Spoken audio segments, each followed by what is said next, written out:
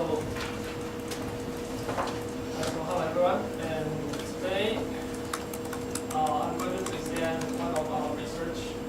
I'm very glad to be invited here, and I'm also glad to have a chance to learn from you. And so I want to share my research with you. And if you have any questions, feel free to stop me, and I'll be able to answer your questions. And so the topic I'm presenting today is the need for a cultural representation tool in cultural product design. And the subject actually falls within one of the cultural DNA categories that mentioned by Professor Gerald in the morning, and which is in a design process that produces design. And to give an overview of what I'm going to present today. So I'll talk about the background of this study, motivation of this study, and the purpose of this study, and literature review that we've gone through to get to the point of this topic. And I'll also talk about the composition of culture, and also the development of cultural representation tool. And also I'll talk about the method that we use to verify the effectiveness of the cultural representation tool that we propose. And I'll talk about result discussion and conclusions.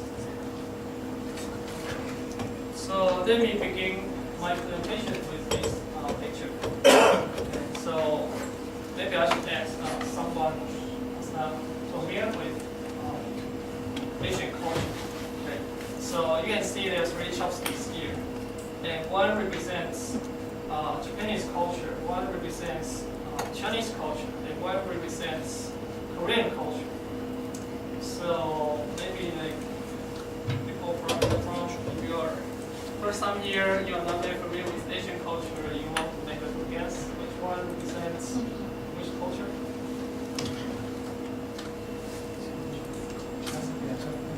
Top Japanese. Then what about the other two? One of mine is Chinese. Chinese. So by default, that's good. Okay, exactly right. So actually, in Japanese culture, the dining table is small, right? So you don't need a long bed of chopsticks. But in Chinese culture, so the dining table is relatively large, which allows like all family members, a big number of people, sit around and having dinner together. So this kind of chopsticks is considered extension of your fingers. So you can grab the things you want to eat and reach very far. Okay. And these Korean chopsticks. Okay. So, but I'm not a Korean. And so from my literature, okay, so it says, so in ancient times, and the Korean, only the king is able to use the pure silver chopstick. And so the silver, and so once someone wants to poison the king's food, right, so you can use it to make a detection. Change the color. Poison. Yeah, please change the color. Yeah, yeah. You will change the color. Okay. So you can see how different on the same objects across three Asian cultures. Okay. So I only want to use this as the beginning of my presentation. So culture actually is expressed through the objects you just see, and through behavior, okay, through values, through assumptions, and through different thoughts, communication patterns. Okay. So I want to talk a little bit about the motivation of this study.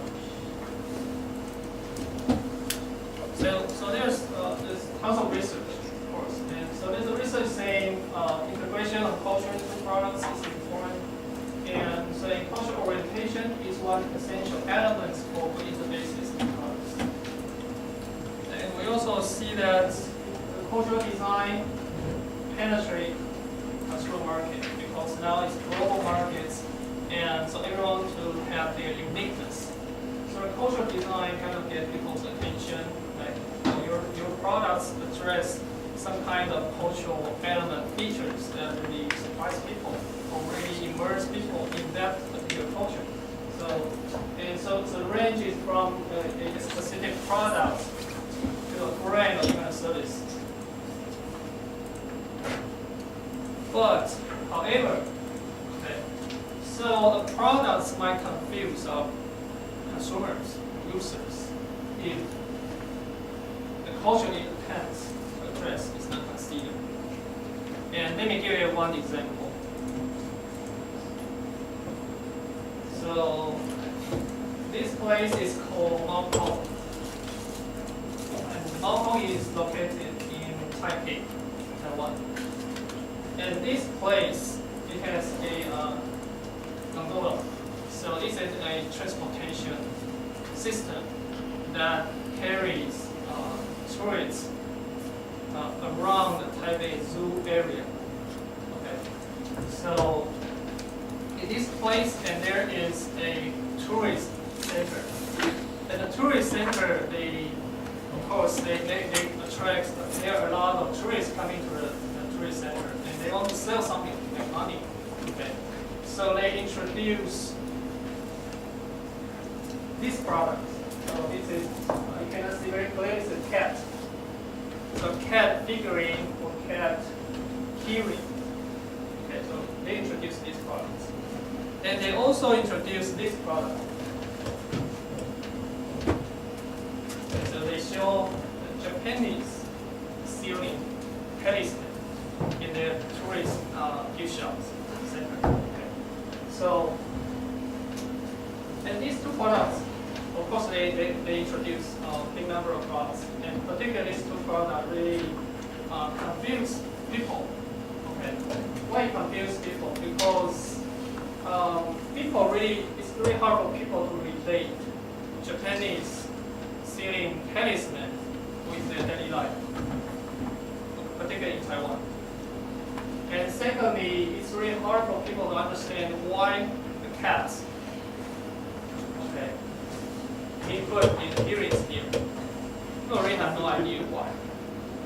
Okay, so and even people living in this area, okay, so they don't know why.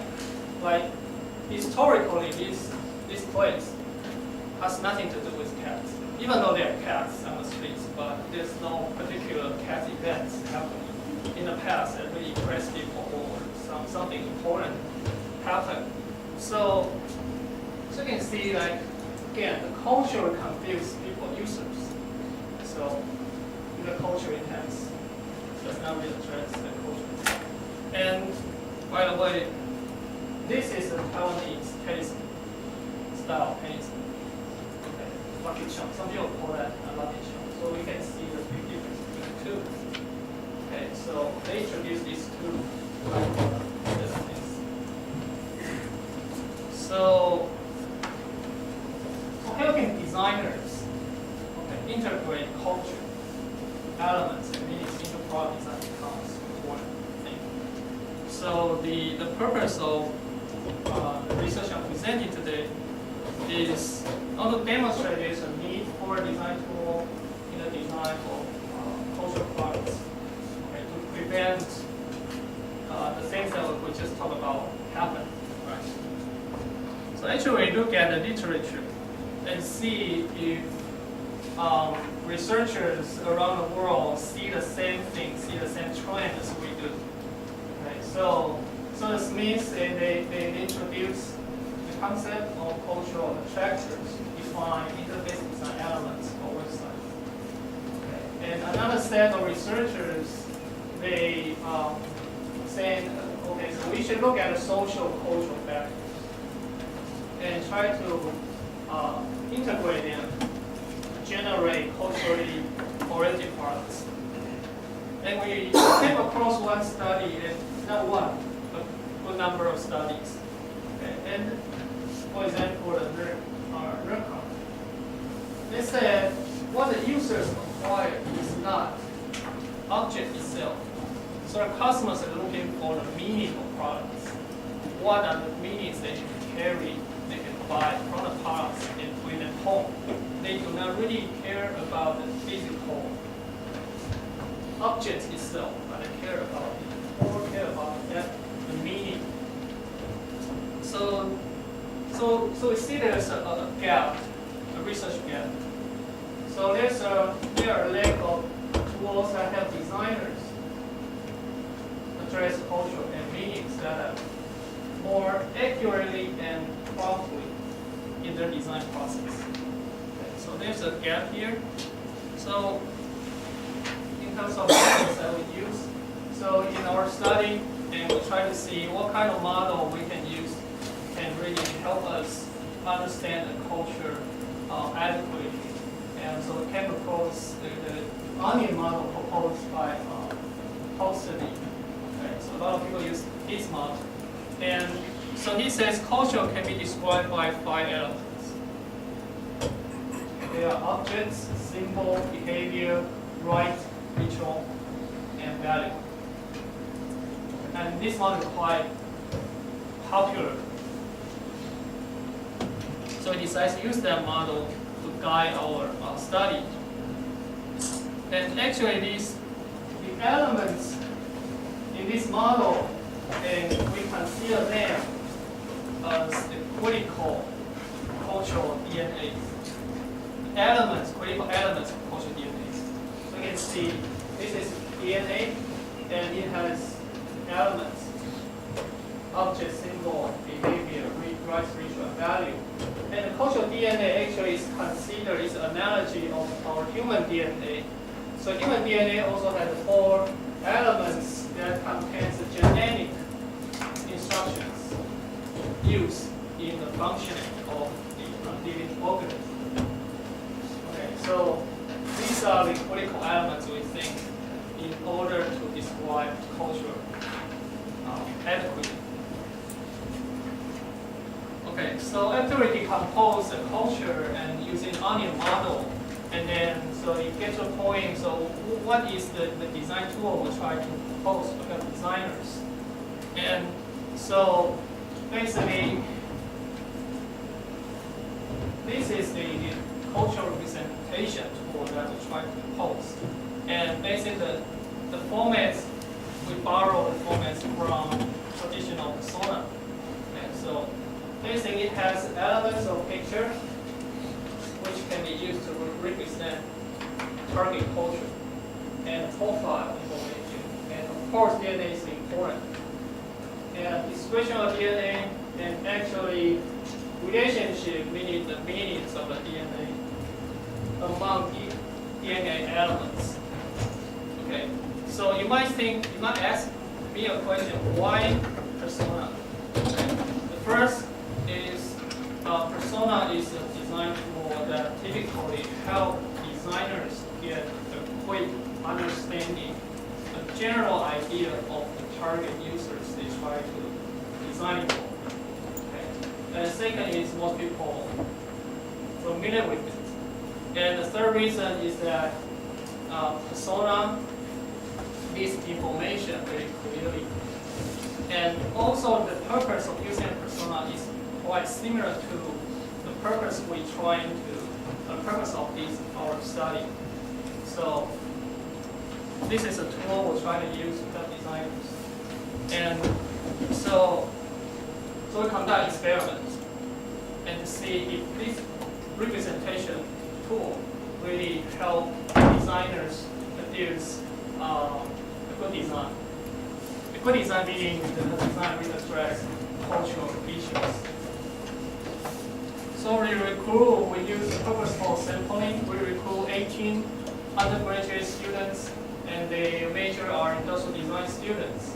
And they are second-year students because we want to make sure that everyone will receive the basic design training in design. And we do random assignments of these 18 designers into a control group and an experimental group. So both group of the students, we give them papers, markers, color pencils, and we also give them laptop computers. And only an experimental group, we give them the tool we develop. So variables for this study is the independent variable is the provision of a cultural representation tool, yes or no. And the dependent variable is the types and number of cultural DNA elements that designers use in their drawings, in their sketches. And the task we ask each person to do is to ask them to design a mark reflecting Confucius culture. And so they have to finish the task in 3 hours because we don't want to make it a very long experiment. And every person has to generate 5 to 10 sketches. And by the way, this is Confucius. And so in each sketch, each idea, we have some requirements for our participants. First, it has to have a color planning. And they have an explanation on the DNA elements they use in each of their sketch and idea. And they have to have detailed instructions on how to use the mark. And they have to describe the design features of the mark they're designing. And by the way, let me show you a quick overview of what's Confucius culture.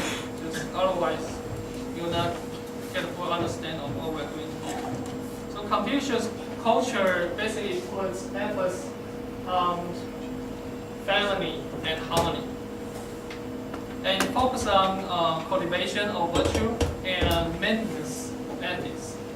It has 5 major ethical concepts.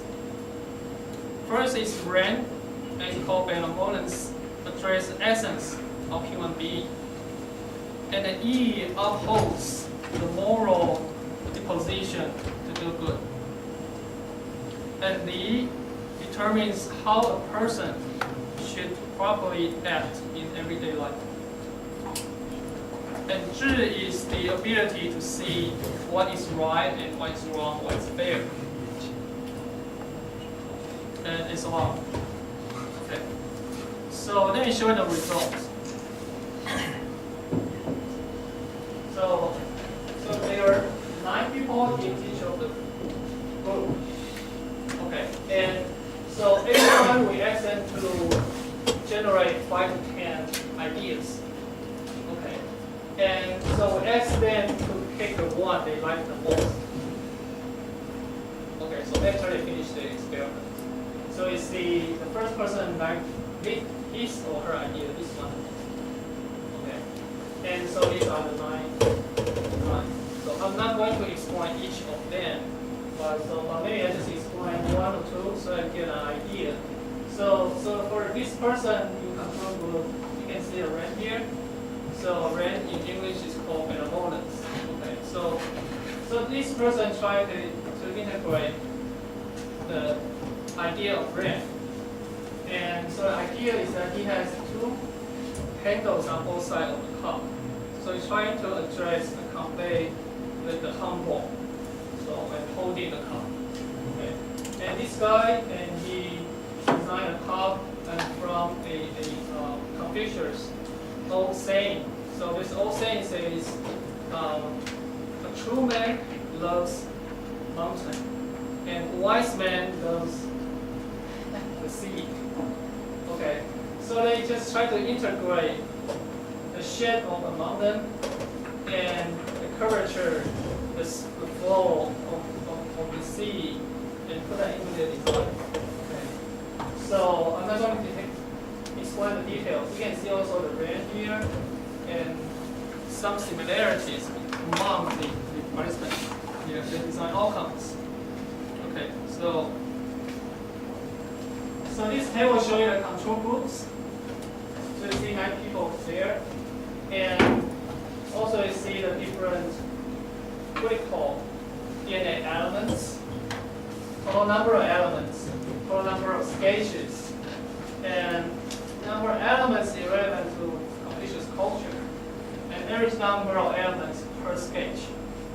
Okay. So for the control group here, you see that the total number of sketches they generate 52. And in terms of the cultural DNA elements, so these two got a higher number than the rest of the three. Okay, so this is the control group. And experimental group, the total number of sketches are not very different. Okay, so that's good thing.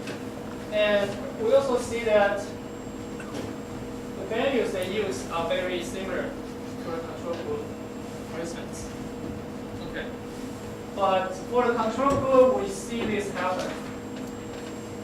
So control group, for instance, they use some cultural DNA elements irrelevant to future culture. But experimental group, they don't have any of them. Okay. And we also try to see the control group, they use fewer number of subjects behavior, symbol behavior and ritual. And the experimental group, they use higher number of these three elements. Okay. And so why this happen? Because two groups, we give them laptops. So they have the laptops, they use the laptops, the designers or students like to use laptops to do design to get ideal resources. But on the internet, the most of the things they can get are values and objects. The three elements are the things it's really hard for designers to capture from the internet. So you see another difference. And also we try to see average number of elements per sketch. For control group, see a number here and a number here. Then we did like a t-test. Okay, so this is a non-parametric version of t-test. And we see there's a difference between experimental group, for instance, and control group, for instance, in terms of the average number of elements they use per sketch. Okay, so from the result, it suggests that the use of the cultural representation tool really help designers capture higher number of what they call cultural elements than control group people. So in conclusion, so there's a need, like from our pilot study, there's a need for cultural representation tool in cultural product design. And now we're trying to collect data and see the outcome of different participants and whether or not customers will put higher satisfaction values or whether customers will give higher ratings in terms of the different types of design and to see if that data can verify our assumption. Okay, so this is my presentation. Thank you.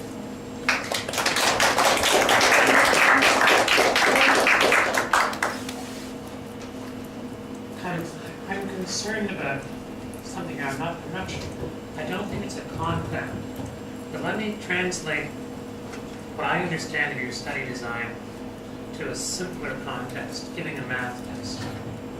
If I was to take a classroom of students and divide them into two, Right. and give one half of the classroom a piece of paper with the key equations from the course in it, and give the other half of the classroom a blank sheet of paper to take the test, I would expect that simply from having the equations, the students who had the cheat sheet of equations would use them more, would use those equations, and by not having the equations, the students who didn't have the equations would use those equations less. So it seems to me that there's some imbalance in the study. That what you seem to be testing for is, do they use data if you provide it? So I'm a little concerned about the conclusions. Right. So basically, for instance, in both groups, we get them laptops, so they can make a decision they want to use laptops or they can use the paper sheets. So particularly for experiment. and so they can make a decision. That's the first thing. And the second thing is that so some of the elements in the equation here, okay, so like the cultural, critical cultural elements, actually a lot of them can be found on the internet, but they just embedded on different websites. But you're giving an argument by authority. You're saying, because they're here, they've got some stamp of importance, and I don't have to go through the effort of looking for them on a website and doing that triangulation work on my own. Right, but I didn't give this information to participants. So just give them a sheet describing some details of culture, Confucius culture. That's all. I didn't really emphasize you have to use the sheets or the function of the sheets or anything about the sheets. Okay, so I'm saying you can use the sheets. And also, at the same time, also provide you with a computer laptop and let them make the decision. And I just want to see, both in terms of both group, what kind of outcome it's going to have with or without the sheets. That's the main purpose. With the sheets, what kind of outcome will come out? And without the sheet, what kind of outcome will come out? That's the main purpose. Thank you. This sounds like a parallel of fixation experiments. Fixation experiments, you have a control group which you ask to do something, and an experiment group you also ask to do exactly the same thing. You give them a sheet of paper with something else on it. And the question is, does that sheet of paper with something else on it change their behavior? Right. And in those experiments, the answer is yes, very clearly. Right. And I want to see what are the differences between the outcomes with the sheets. Because like traditionally persona itself help designers get a quick understanding of target users. Yes, but often false. Depending on the quality of the persona used, Right. you may get a quick understanding, but it may not relate to reality at all. But if but you're right that it really depends on how the persona is being made. If they are made from the true data, then the quality should be good. And if the persona is not made from pure data, the pure data meaning I'm saying that from the interviews, and people have to do some analysis and abstract important user behavior motivations and put it into the persona. And so that's why I'm saying that kind of persona has a good quality. But I know there's some companies that don't follow this process to generate persona. There's another account of personas that say that the quality of the persona depends upon the personal authenticity. You've actually got to be describing a very, very specific single person, believable person for the persona to be effective, and that they are by that fact not representative of a population. They're very useful, but they're not representative of the population. Right, but the persona itself, the concept, the core concept is we try to see the majority of people, our target users. We try to give them a fake name, try to give them descriptions of behavior of this particular target user population. But it depends on the person who uses persona. If the person really don't understand the person itself is their job, but it actually represents a big number of people. If they interpreted that as a single person, then that's misuse of persona. Actually, there's an argument, there's an equally strong argument that it's the other way around with personas, that they're effective to the extent that they do represent a single authentic person, because that lets you understand the place in the market you are certain you're going to get. Right. So there's two perspectives on those. There's not a single point of view Yeah, of right. personas. Right. Right. Okay, I think you can discuss it later in the coffee break. Thank you very much.